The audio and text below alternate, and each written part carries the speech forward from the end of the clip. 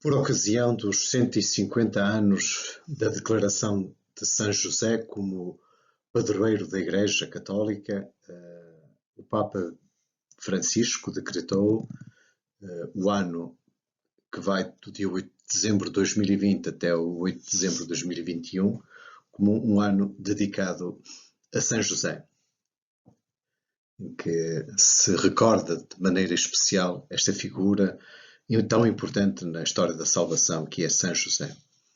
E a figura paternal de São José torna-se ainda mais importante no contexto do mundo de hoje, em que a palavra pai parece ser quase uma palavra maldita no vocabulário de muitas correntes sociológicas, ideológicas, etc., em que a palavra patriarcado passou a ser praticamente um insulto, algo que descreve algo de nefasto. E o Papa Francisco, propondo a figura de São José, propõe uma leitura à luz da Sagrada Escritura da figura do Pai. Logo no início da sua carta apostólica, Patris Corde, o Papa Francisco diz que São José é o exemplo do homem que passa despercebido, o homem da presença cotidiana, discreta e escondida, um intercessor, um amparo, um guia nos momentos de dificuldade. São José lembra todos aqueles que estão aparentemente escondidos ou em segundo plano, mas que têm um paralelo, que têm um protagonismo sem paralelo na história da salvação. Para ilustrar este texto do Papa, este pequeno início dentro da primeira página do documento, escolhi esta pintura de Rembrandt do século XVII, que se chama Sagrada Família com o Cortinado. E nós podemos ver nesta pintura precisamente este aspecto de São José como estando num segundo plano. Temos uma cena da Sagrada Família, temos aqui Nossa Senhora com um menino, que é no berço, o berço irradia uma luz do próprio berço, uma cena doméstica, aqui um gato, aqui um fogo, e São José que está aqui quase que não se vê, a trabalhar. A tal figura quase que escondida, de segundo plano, discreta, mas importante. E está não de uma forma passiva ou a dormir, digamos assim, está a trabalhar. Vê-se que ele nas mãos tem uma ferramenta de trabalho. Mas quase não se vê nesta penumbra, nesta zona sombria do quadro, é onde ele aparece. Ainda por cima, este quadro chama-se, portanto, Sagrada Família com o Cortinado, e vê-se que o cortinado quase que se afasta para dar a perceber a figura de José, porque normalmente quase que o cortinado estaria assim, não é? E ainda esconderia mais José, como que a mostrar algo que normalmente está escondido. José, o humilde trabalhador, a pessoa, o exemplo dessas pessoas, como dizia o Papa, escondidas, discretas, do segundo plano, mas tão importantes na história da salvação. Aqui temos um outro quadro também de Rembrandt, do grande mestre flamengo, em que vemos Maria, que olha para seu filho e ao mesmo tempo tem nos seus braços a palavra de Deus. Jesus é a palavra de Deus e aqui está também a palavra de Deus.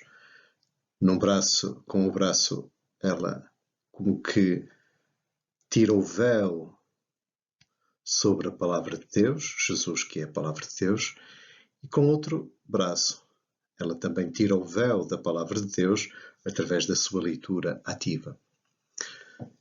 Este quadro chama-se Sagrada Família com os Anjos, por causa da presença aqui dos anjos, e de novo nós vemos São José como essa figura.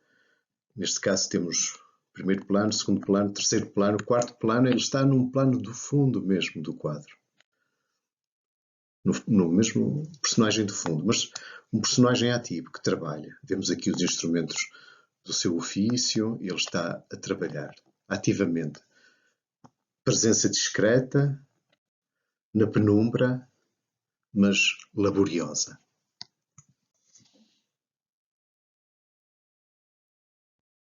No seu primeiro capítulo, intitulado São José, o Pai Amado, o Papa Francisco coloca São José na história da salvação e até lhe chama a dobradiça que une o Antigo ao Novo Testamento.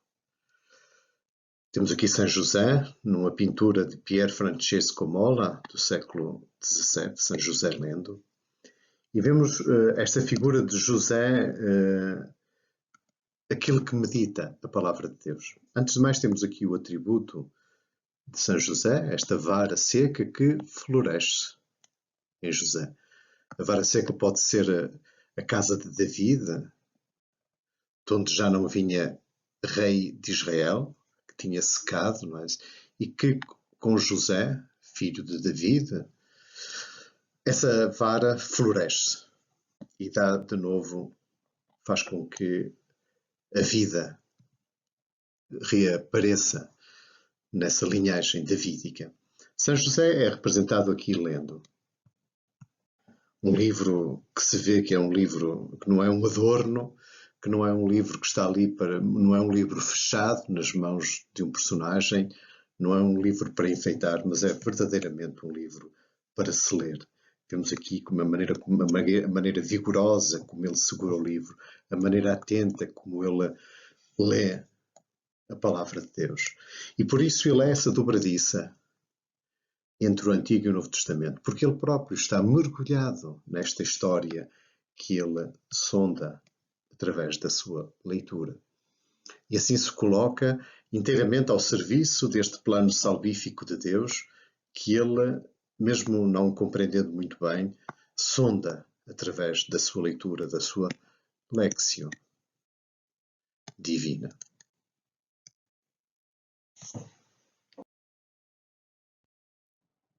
Numa outra pintura belíssima, no repouso durante a fuga para o Egito, de novo vemos José nesta atitude meditativa e que sonda a palavra de Deus. Vemos que ele está a ler, de novo, repousando durante a fuga para o Egito, ele aproveita o tempo para sondar a palavra de Deus. E vemos que ele é uma leitura ativa, de novo, porque ele está a apontar para o texto, como que encontrou aqui qualquer coisa, mas o seu olhar dirige-se para o menino, a palavra de Deus. Ele que é a palavra de Deus. A palavra de Deus tanto está aqui como aqui. E ele sonda as profecias, sonda a Escritura e tenta encontrar a resposta neste menino. São José, o pai amado, o pai que faz esta ligação entre o Antigo e o Novo Testamento. Maria tem o Verbo de Deus no seu colo, José tem o Verbo de Deus nas suas mãos. De novo, uma pintura maravilhosa e muito conhecida, chamada também Descanso durante a fuga para o Egito, neste caso de Caravaggio, dos finais do século XVI, em que nós vemos José, que segura uma partitura. O anjo toca o seu violino, e José segura a partitura, como que... mas ele não vê a música, ele ouve uma música que ele não vê. O anjo toca as notas da partitura e ele, admirado, num tom admirado, numa posse de admiração, ouve uma música que para ele ainda é enigmática, mas de novo vemos que ele está ao serviço do plano da salvação de Deus. Os anjos conhecem a música. Os anjos sabem tocá-la. Ele é o homem que segura a partitura. E não só segura a partitura, mas ele próprio está num segundo plano em relação a esta música. Ele é o servo de uma partitura da qual lhe escapa o sentido, ainda que ele sonda, que ele ouve, mas que ainda não entende plenamente. No segundo capítulo, o Papa fala de José como o pai da ternura. O Papa diz que Jesus viu a ternura de Deus em José, esse homem da ternura, esse homem do amparo. E vemos nesta tela de Bartolomé Esteban Murillo, a Sagrada Família com um passarinho, vemos aqui o menino Jesus com um passarinho na mão, como que o protegendo do cão, e vemos São José com esta ternura, com este amparo, enquanto que Nossa Senhora ao lado prepara um novelo para o seu trabalho. São José brinca com o menino e ampara-o com esta ternura, com este apoio na fragilidade, a mão que ampara, a mão que indica, o olhar que protege o pai da ternura. Nesta magnífica tela de Benjamin Constant, do século XIX, que está numa igreja de Saint-Martin, Villiers-sur-Mer, vemos São José sentado junto de Jesus. Esta imagem terna e repousada numa paisagem montanhosa, em que São José como que contempla com Jesus a grandeza das obras de Deus. Temos aqui 2 lírios, sinais de São José e da pureza destes personagens, neste caso o menino Jesus, já o adolescente, já junto de seu pai, neste companheirismo, neste estar juntos, contemplando a criação. E Jesus viu a ternura, a grandeza, a presença de Deus nesta presença do seu pai José.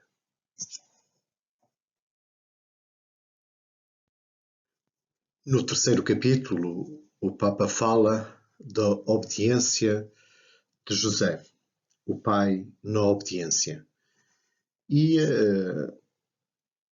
o Papa descreve esse ato de obediência de José como uma obediência pronta, uma obediência à imagem da obediência de Maria no seu Fiat, da Anunciação, mas também uma obediência que depois Jesus elevará ao seu ápice no Jardim das Oliveiras, a obediência de Jesus até à morte, e morte de cruz, como diz São Paulo na Epístola aos Filipenses. São José é, portanto, esse sinal dessa obediência sem hesitar ao mandamento divino, mesmo que muitas vezes as coisas sejam incompreensíveis. E vemos aqui uma representação de Anton Raphael Mengs, São José, do sonho de José, em que ele recebe esse mandato de acolher Maria.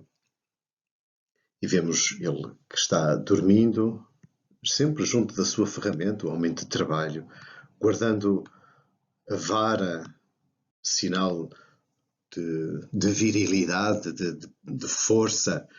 Vemos São José representado com braços muito robustos, de um homem de trabalho, assim como as suas pernas também, os seus braços robustos.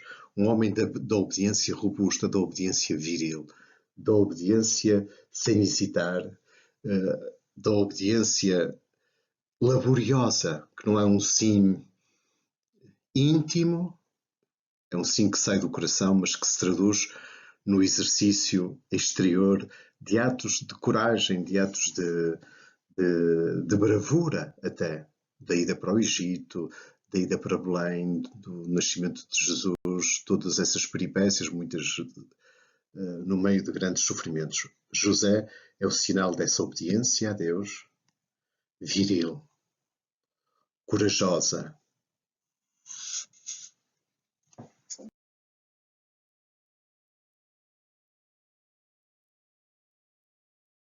No quinto capítulo, o Papa apresenta São José como uma imagem da coragem criativa, da coragem que não desfalece diante das dificuldades, mas encontra recursos que permitem vencer e ultrapassar essas dificuldades. E neste particular, São José é apresentado até como modelo, padroeiro, para quantos têm que deixar a sua terra por causa de guerras, do ódio, da perseguição ou da miséria. E neste quadro magnífico, nós vemos a chegada da Sagrada Família ao Egito. Vemos que eles chegam numa terra completamente alheia àquilo que a Sagrada Família é. Verdadeiros israelitas, adoradores de Deus, do Deus de Israel, do Deus da Escritura. E chegam ao Egito e estão aqui diante de um cortejo em que é levado um ídolo, é venerado um ídolo, em que vemos homens que vendem estatuetas e ídolos, em que vemos aqui uma mulher que faz um sortilégio a uma criança que está doente, ou talvez mesmo morta. Aqui uns adolescentes que tentam vender estatuetas de ídolos à Sagrada Família. Vemos todo este espetáculo pagão onde chega Maria, Jesus e José.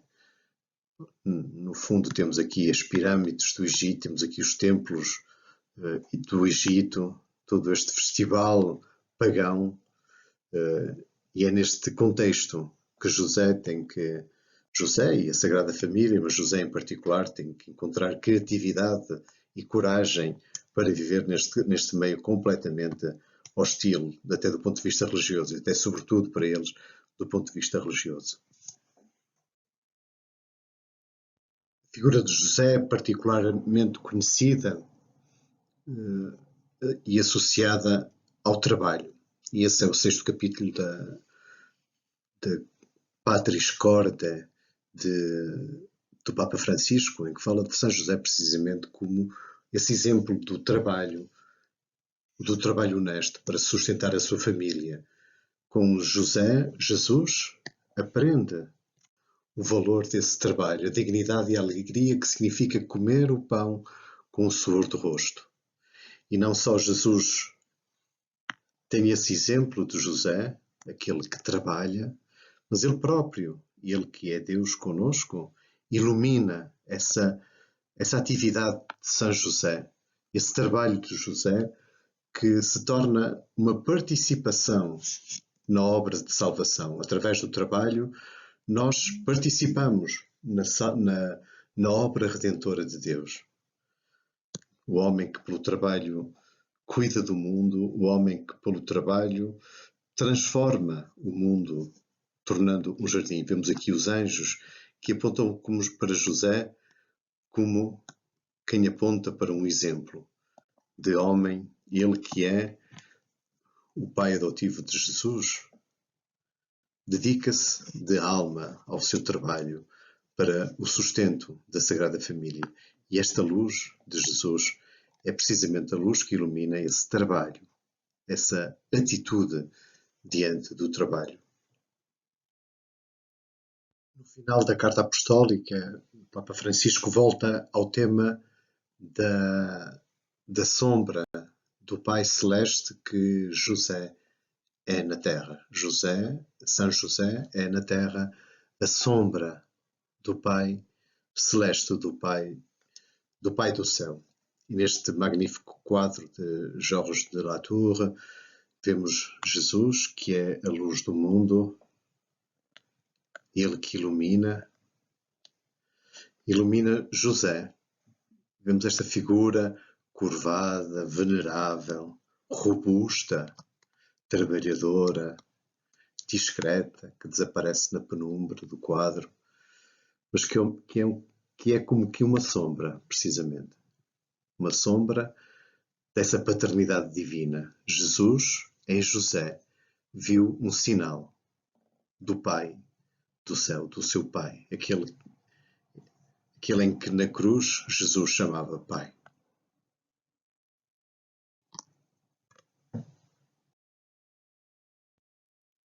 E o Papa reafirma esta necessidade que o mundo contemporâneo tem que redescobrir a figura do Pai.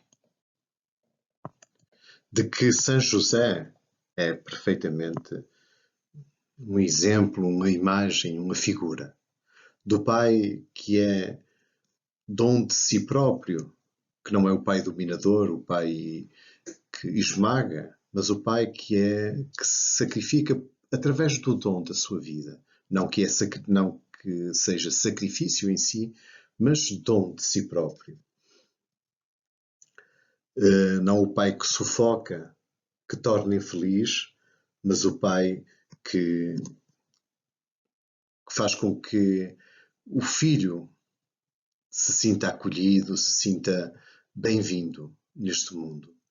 Não o Pai que se possa tornar perigoso por esse amor que quer possuir, o Pai que prende, mas o Pai que liberta.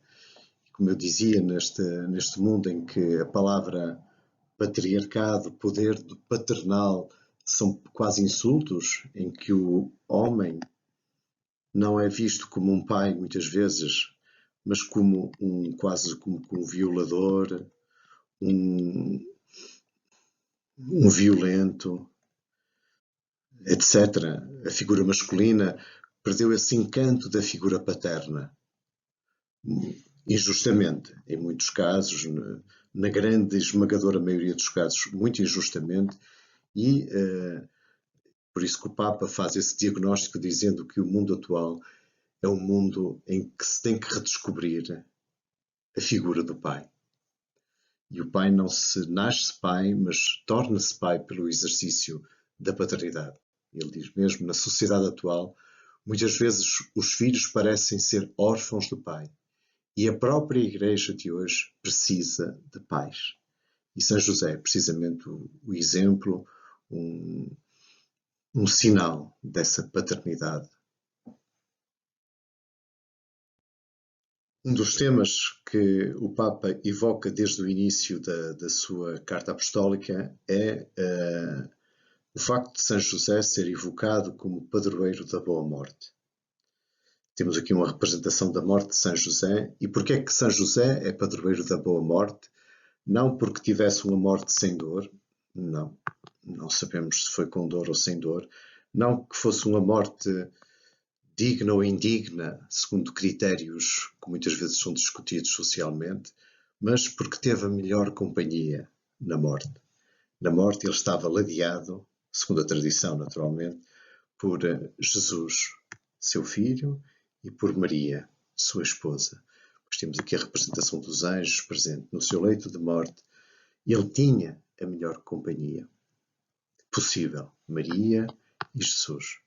E isso torna a morte boa morte. Não porque seja dolorosa, rápida ou lenta. A morte é vista segundo critérios que não os critérios que a sociedade discute, mas segundo os critérios do Evangelho. A morte é boa quando tem a melhor companhia. E a melhor companhia é a companhia de Jesus, que consola José, que lhe segura a mão, que lhe fala. E Maria, que está presente também. E então José teve uma boa morte. E nós pedimos que nós tenhamos também uma boa morte. Quer dizer, uma morte na companhia de Jesus e de Maria. E o Papa termina a sua carta apostólica com esta oração. Salve, guardião do Redentor e esposo da Virgem Maria. A vós Deus confiou o seu Filho. Em vós Maria depositou a sua confiança. Convosco Cristo tornou-se homem. Ó bem-aventurado José, mostrai-vos Pai também para nós e guiai-nos no caminho da vida. alcançai-nos graça, misericórdia e coragem, e defendei-nos de todo o mal. Amém.